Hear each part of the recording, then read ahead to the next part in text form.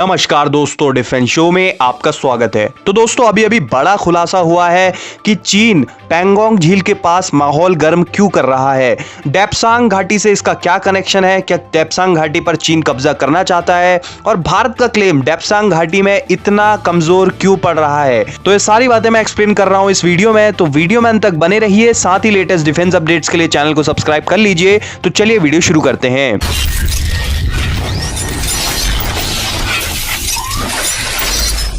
तो दोस्तों रक्षा मंत्री राजनाथ सिंह जी ने लद्दाख में वास्तविक नियंत्रण रेखा एलएसी पर चीन के साथ तनाव को लेकर संसद में बयान दिया था, तो डेप्सांग का जिक्र नहीं किया। हालांकि चीनी सैनिक अप्रैल से ही सामरिक तौर पर बेहद महत्वपूर्ण डेप्सांग में भारत के पेट्रोलिंग दस्ते को रोक रहे हैं। इस संबंध में एक वरिष्ठ अधिकारी ने बताया कि डेप्सांग विवाद एक पुरानी जगह है जिससे पैंगोंग झील, चुशुल, गोगरा हॉट स्प्रिंग और गलवान घाटी में इस वर्ष खुले संघर्ष के नए मोर्चों के साथ नहीं मिलाना चाहिए।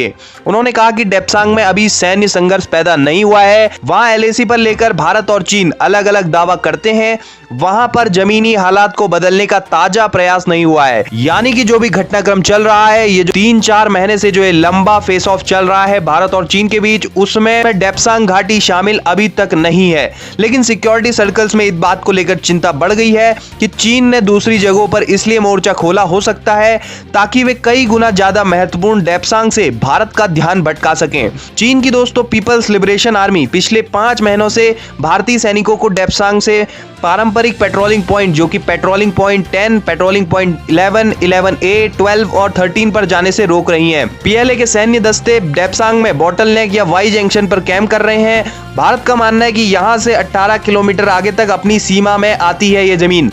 दरअसल चीन इस इलाके की 972 स्क्वायर किलोमीटर जमीन पर दावा करता है। दोस्तों चीनी सरकार की प्रमुख चिंता यह है कि डेप्सांग दौलत बेग ओल्डी सेक्टर उसके वेस्टर्न हाईवे G219 के बिल्कुल करीब है, जो तिब्बत को सिंजियांग से जोड़ता है।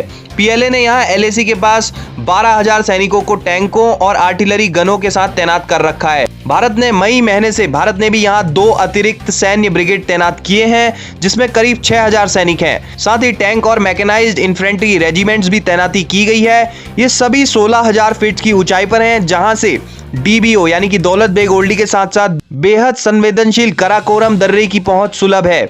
दोस्तों एक सैन्य अधिकारी ने कहा कि भारत शायद चीन के हाथों में खेल रहा है, जो कि डेप्सांग को दक्षिण की तरफ विवाद की जगह से काट देने की फिराक में है। ऐसा हुआ तो पीएलए को मनमर्जी करने की छूट मिल जाएगी। उन्होंने कहा कि एलएसी पर अपना दावा बरकरार रखने के लिए अपने पेट्रोलिंग पॉइंट्स पर पेट्रोलिंग करते रहना होगा, क्योंकि वहां पाकिस्तान के नियंत्रण रेखा की तरह सैनिकों की स्थायी तैनाती संभव नहीं है। लेकिन डेप्सांग में हमारे पेट्रोलिंग पॉइंट्स तक हमें जाने नहीं दिया जा रहा है। डेप्सांग में आखिरी बार बड़ा सैन्य संघर्ष 2013 के अप्रैल और मई में हुआ था। अब पीएलए के सैनिकों ने एलएसी के अंदर 19 किलोमीटर तक घुसकर राकी नाला नामक जगह पर कैंपिंग कर ली थी।